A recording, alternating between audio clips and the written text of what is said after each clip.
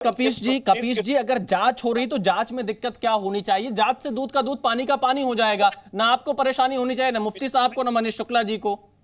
अगर किसी का व्यापार प्रभावित हो रहा है और उस दृष्टि से वो पहुंचा है ये एफआईआर कराने, तो किसी को दिक्कत नहीं होनी चाहिए। मनीष शुक्ला जी के साथ कुछ ऑडियो की दिक्कत आ रही है। मैं मोहम्मद अतीक साहब के पास एक बार फिर से चलता हूं। मोहम्मद अतीक जी, आखिरकार जांच से क्या घबराहट है? देखिए, मैंने देखा है कि अब तक भारतीय जनता पार्टी के टाइम में इतनी जांचें हो चुकी हैं। इसका मतलब है कि सारा गलत सलत चीजें भारतीय जनता पार्टी की जब से हुकूमत आई है तब से ही हो रहा है, और ये कुछ कर नहीं रहे हैं, ये बैठे हुए हैं ऐसे ही। और जब होता है तो कोई एफआईआर दर्ज करवा देते हैं, उसके बाद जांच की प्रक्रिया कहते हैं। एक्शन ले रहे हैं तो भी आप विरोध कर रहे हैं, और एक तरफ आप कह रहे हैं कुछ कर नहीं रहे हैं। नहीं, वही मैं कह रहा हूं कि सारा घोटाला, सारी चीजें इन्हीं के राज में हो रही हैं, और ये चुपचाप बैठे हुए हैं। उसके बाद कहते हैं हम जांच करेंगे। अरे आप ये बताइए, जो एक मजहब विशेष के ग्राहकों को मजहब के नाम से कुछ उत्पादों पर हलाल प्रमाण पत्र प्रदान कर उनकी बिक्री बढ़ाने के लिए आर्थिक लाभ देने की जो साजिश का आरोप लगाया है, अगर सरकार उस पर एक्शन ले रही है तो भी आपको दिक्कत हो रही है? नहीं, हमें कोई दिक्कत नहीं होगी। दिक्कत होगी पतंजलि को, दिक्कत होगी मसाला बनाने वाले कंपनी को, दिक्कत होगी अडानी को, हमें कोई दिक्कत नहीं है। दिक्कत तो उनको होनी चाहिए जो अपनी मर्जी का खा रहे हैं बेचारे। जो हिंदुस्तान में संविधान ने हर एक को खाने की इजाजत दी है कि आप जो चाहे खाएं और जो चाहे ना खाएं। अब प्रधानमंत्री पाकिस्तान बिरयानी खाने चले गए, उनसे किसी ने नहीं पूछा कि भैया आपने इसमें देखा कि नहीं देखा, क्या है क्या नहीं है। तो भैया उनको बिरयानी खानी थी, खा ली। ऐसे हिंदुस्तान में जिसको दिल चाहेगा खाएगा, जिसका दिल चाहेगा नहीं खाएगा, जिसको कस्टमर बनेगा वो बनेगा। इस पे तो कोई बहस ही नहीं है। ये सबकी अपना अपना पसंद है, क्या खाएंगे क्या पहनेंगे, इस पर तो बहस ही नहीं है। मैं आपसे पूछ रहा हूं, अगर यही समझ रहा हूं कि आपका नुकसान हो रहा है और सरकार उस पर जांच कर रही है, तो आपको क्या परेशानी है? नहीं, जांच तो जाहिर सी बात है, अभी जो है एफआईआर दर्ज हुई है। अभी भारतीय जनता पार्टी के प्रवक्ता कह रहे हैं, मनीष शुक्ला जी कुछ कहना चाह रहे हैं, बीजेपी के प्रवक्ता मनीष शुक्ला जी। जी देखिए विशाल जी, जो मोहम्मद अतीक ने कहा, दरअसल यही सत्य है। इन्होंने कहा कि बिक्री को प्रभावित कर देंगे, यही डर दिखा के कंपनियों पर हलाला सर्टिफिकेट लगाया जा रहा है और धन उगाही की जा रही है। और समाजवादी पार्टी ऐसे काम में भी खड़ी है। कपीश जी और पूरी पार्टी अपना वकील खड़ा करेगी इनके साथ। नहीं, ये कहिए, एक तो IUML का मतलब मैं नहीं समझ पा रहा हूँ। ये IUML का मतलब मैं नहीं समझ पा रहा हूँ, बीच में कूद रहे हैं। भाई विशाल जी ऐसे डिबेट नहीं। कपीश जी, आपकी आवाज सबसे ज्यादा डिस्टर्ब होगी। एक एक कर अपनी बारी पर आए। अतीक साहब इस तरह से नहीं, आप लोगों के बीच में कोई नहीं बोल रहा है। मनीष शुक्ला की बारी, उनको बात पूरी करने दीजिए, फिर मैं आपके पास आऊंगा। मनीष जी देखिए, जिस तरीके से उग्र हो रहे हैं और आपके चैनल पर बैठ के धमकी दे रहे हैं मोहम्मद अतीक, यही रवैया है। इसी रवैये के आधार पर यह हलाला सर्टिफिकेट बांटा जा रहा है। और उत्तर प्रदेश में योगी आदित्यनाथ की सरकार में कोई भी जबरदस्ती कोई व्यापारी को नहीं तंग कर सकता। और ये एक अधिकार कायम करने का प्रयास है, वर्ग विशेष की नौकरी छीनने का प्रयास है। और IUML का मतलब तो मैं नहीं समझ पा रहा हूं, लेकिन ये जिस तरह से परेशान हो रहे हैं, हैरान हो रहे हैं और चीख चिल्ला रहे हैं, उससे स्पष्ट है कि जो FIR है उसमें जरूर सत्यता है। और हमारी सरकार में निश्चिंत रहे, ये IUML जो भी संगठन का नाम है, उसके जो प्रवक्ता बैठे हैं कि योगी आदित्यनाथ की सरकार में गलत किसी के साथ नहीं होगा। FIR की ईमानदारी पूर्वक जांच होगी। हाँ, अगर धन उगाही का प्रयास होगा, दबाव के पूर्वक व्यापारियों को दबाव में लेने का प्रयास होगा, तो हर किसी नागरिक का यह अधिकार है। अगर वो व्यापारी हैं शैलेंद्र, नहीं है, उनकी कंपनी है नहीं है, उस कंपनी में काम करते हैं नहीं करते हैं, तो भी उनका अधिकार है। इस तरह की बातों को वो रेस कर सकते हैं। और हमारी सरकार ने वहाँ FIR दर्ज किया है, जांच होगी। और मैं फिर से कहता हूँ कि ये कारोबार पूरे देश में जिस तरीके से चलाया जा रहा है, ये एक अधिकार कायम करने का प्रयास है, नौकरियों को छीनने का प्रयास है।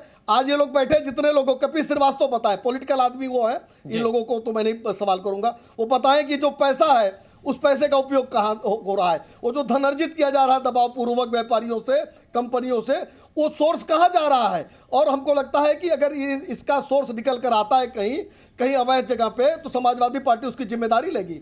चलिए कपिश जी जवाब दीजिए, आपके ऊपर आरोप लगा रहे हैं, आपसे सवाल पूछा जा रहा है। विशाल भाई, ये तो गैर कानूनी बातें कह रहे हैं। हम एक बात कह रहे हैं कि कोई कंपनी अगर रजिस्टर्ड है किसी एक्ट के तहत तो उसका ऑडिट भाई होता है। इसमें गैर कानूनी क्या है? आप पक्ष रख रहे हो चैनल पे बैठ के। अब आपको आप बता रहा बताओ हूं तो ना, आपको आप आज कहो समाजवादी पार्टी के बिहार पे, अखिलेश यादव के मनीष जी बिहार पे जवाब ले लेते हैं, मनीष जी जवाब ले लेते हैं। आपने अगर सवाल, इन आपने जो सवाल पैसों उठाया का उसका जवाब ले लेते हैं दुरुपयोग की कपिश जी से। जानकारी सामने आती है तो समाजवादी पार्टी एक एक कर जिम्मेदारी एक एक कर लेगी। मनीष जी, कपिश श्रीवास्तव से मैं जवाब ले लेता हूं, फिर मैं आप लोग के पास दोबारा आऊं। कपिश जी जवाब दीजिए। देखिए, बहुत स्पष्ट सी बात है कि मैंने आपको कहा कि कंपनी एक्ट में रजिस्टर्ड होती है, उसका मेमोरेंडम ऑफ एसोसिएशन और आर्टिकल्स होती हैं। अगर आपके रजिस्ट्रार ने उनको दिया है, उस पर ऑडिट होती है। हर कंपनी को अपना वित्तीय आलेख प्रस्तुत करना होता है वर्ष में, और मैं ये कह रहा हूं भाई जब दिया होगा तब दिया होगा, और अगर सामने गढ़ेगी सरकार। तो क्या जाहिलों की बातें कर रहे हैं आप? 419 20 67 68 से आप वसूली करेंगे। कपिश जी देखिए, आप शब्दों का प्रयोग नहीं, आप सभी से विनम्र निवेदन है, आप सभी से विनम्र निवेदन है, प्रयोग ठीक करो। आप सभी से विनम्र निवेदन है कि आप शब्दों का प्रयोग नहीं, बहस की गरिमा बनाकर रखी जाए, बहस की गरिमा बनाकर रखी जाए। आप शब्दों का प्रयोग करने के लिए हम ये मंच नहीं प्रदान कर सकते हैं। ये जो समाजवादी पार्टी का चरित्र है, जो इनकी कार्यशैली है, भाषा शैली है, अखिलेश यादव से लेकर कपिल श्रीवास्तव तक, जज नहीं हो आप, अधिवक्ता है। अधिवक्ता दो, किसी विषय पे दो अधिवक्ता खड़े होते हैं। चलिए एक एक कर देखिए, हम किसी को भी आप शब्दों का प्रयोग करने का मौका नहीं देंगे। कपिश जी आप अपनी बात पूरी करिए, फिर मैं डीके दुबे जी से अगला सवाल लूंगा। नहीं, ये जो समाजवादी पार्टी चरित्र है उसको मत दिखाएं आप। कपिल श्रीवास्तव, चरित्र को झांको पहले। और मैं स्पष्ट रूप से आपसे कह रहा हूं कि कोई भी कंपनी धर्म के, अपने शब्द को ठीक करिए, मर्यादा से रहिए। और आप अधिवक्ता है, अगर आप पढ़े लिख कर अधिवक्ता हुए हैं तो कम से कम शब्द सही प्रयोग करिए।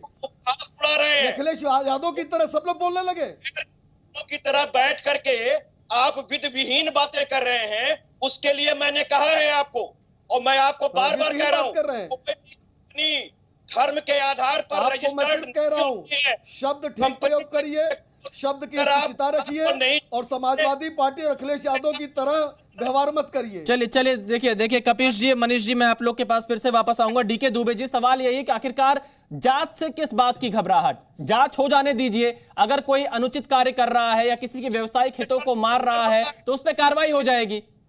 ये तो जानकारी लेना सीखिए। देखिए, अरे कपिश जी अब सुन लीजिए थोड़ी देर। एक बात मुझे बताइए, आर्टिकल ऑफ एसोसिएशन में जो भी लिखा है, मेमोरेंडम ऑफ एसोसिएशन में जो भी लिखा है, अगर आर्टिकल ऑफ एसोसिएशन में गलत लिख जाता है तो क्या रजिस्ट्रार को वापस लेने का अधिकार नहीं होता क्या? कपिल जी बताएंगे। दूसरी बात यह है कि आर्टिकल ऑफ एसोसिएशन है, मेमोरेंडम ऑफ एसोसिएशन में अगर कुछ गलत हो गया है तो उस पर जांच नहीं होती क्या? मेमोरेंडम में आपने कुछ और लिखा हो, जूता बनाने की कंपनी बनाई और मोजे बना रहे हो, तो क्या उस पर जांच नहीं होती क्या?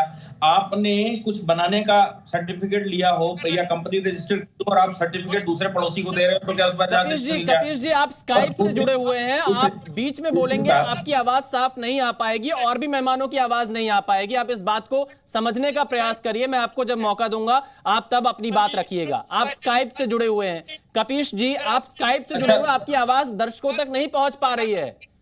टेक्निकल समस्या को आप समझने का प्रयास करिए, आप बीच में बोलेंगे तो आपकी आवाज नहीं आ पाएगी। आप स्काइप के माध्यम से जुड़े हैं। डीके दुबे जी आप अपनी बात पूरी करिए।